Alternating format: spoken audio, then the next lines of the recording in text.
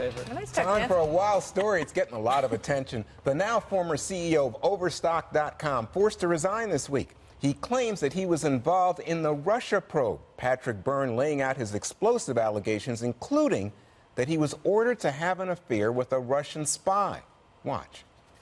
We are the good guys. Oh, we don't work like the bad guys, but we need to ask you to rekindle a romantic relationship with Maria Butina. I was specifically told this request is coming from Jim Comey at the request of somebody. I was given some fishy orders, and I carried them out thinking in 2015, 2016, thinking I was conducting law enforcement. Last summer, watching television and some congressional hearings, I figured out where those orders came from. They gave him a guy named Peter Strzok. This was all political espionage conducted against Hillary Clinton, Rubio, Cruz, and Trump. Wow. So, Martha, this is a wild interview you had on your show last night on The Story.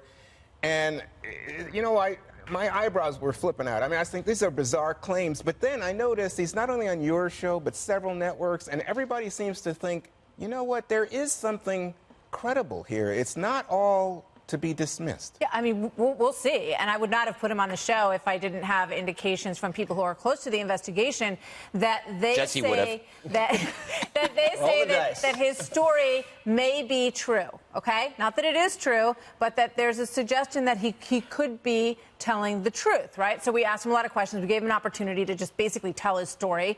You know, I really let him talk because I wanted to see where he was going to go, because he obviously wants to get some of this off of his chest.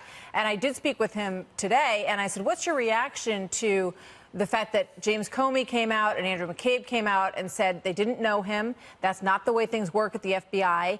I thought it was interesting that Andrew McCabe said, you know, some of the things that he described are not the way things work at the FBI, so I don't know which falls into the category of are and are not. But I said, you know, what's your reaction? He said they're lying through their teeth.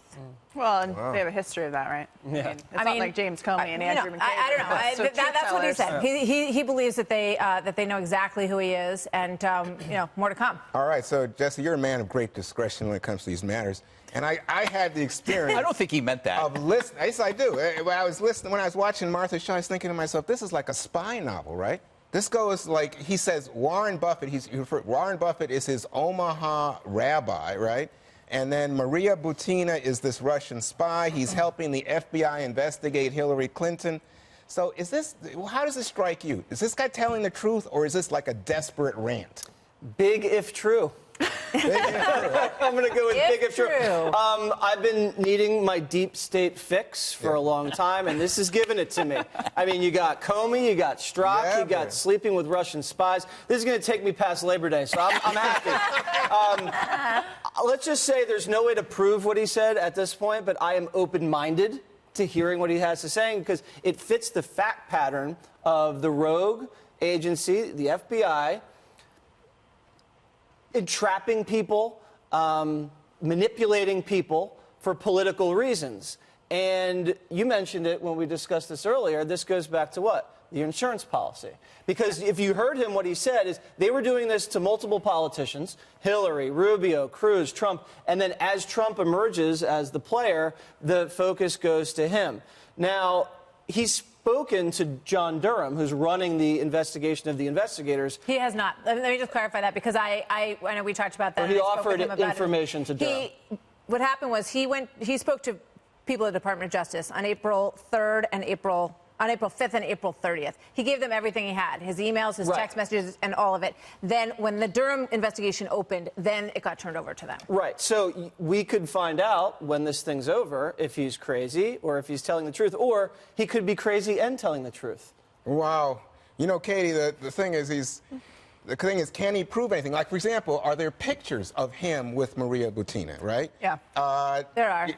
You think there are? I saw one. Okay, I haven't seen it. And can he prove? There's one. There it is. I mean, can he prove that he had this extended, and, you know, that she was, in fact, pushing him to get contacts inside the Clinton campaign? I mean, I don't think that the issue is, I mean, obviously the issue is her pushing him, but the bigger issue that he's discussing is the FBI. He says people at the top, not the rank and file. He said men in black pushing him to have this relationship with her in order to gain some kind of political information on all of the candidates that he mentioned. So I think that's the bigger question. Maria Butina has been indicted. She was convicted, and she's, I think, in prison now, in jail, right? yeah. So, she's been dealt with. The issue now that he's bringing this up is who was behind this, and he's probably feeling out the media landscape to see, are people interested? Do I go further with this? And he probably should be thinking about getting a lawyer because he has two concerns if this is true. Either that the government set him up back in the day when the FBI was run amok and Peter Strzok was running the show and setting up this Russian collusion narrative,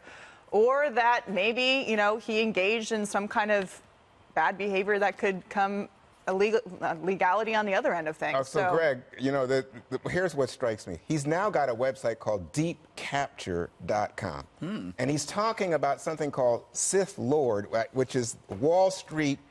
And he says these people are his enemies, and they're the ones that he's left deep, the Overstock.com, because Seth Lord and these Wall Street people are out to break him. There's I see three options here. One, he is telling the truth. Two, he's telling the truth, but he's nuts. Three, he's lying to create some kind of cloud of conspiracy to deflect from the SEC investigations. But then the SEC investigations could be part of what you're saying. It's a way to get him, so he could easily kind of put that into the compartment as part of the bigger conspiracy. I think the only way to know is if other people who know him say something in the next couple of days, like he has issues, or no, this is totally legitimate. He's talked to me about it. But if they say, look, he has been known to spin tales, and all these people that he's mentioned, especially like Warren Buffett. Yeah, I would like Warren Buffett should say, hey, look, he talked to me about this. What he's saying is totally legit. Then I'd be on firmer ground. But right now, I can't tell whether I believe he believes it. I believe he believes it. That's about as far as I can go. Wow, you gave him some credibility. Okay. Yeah.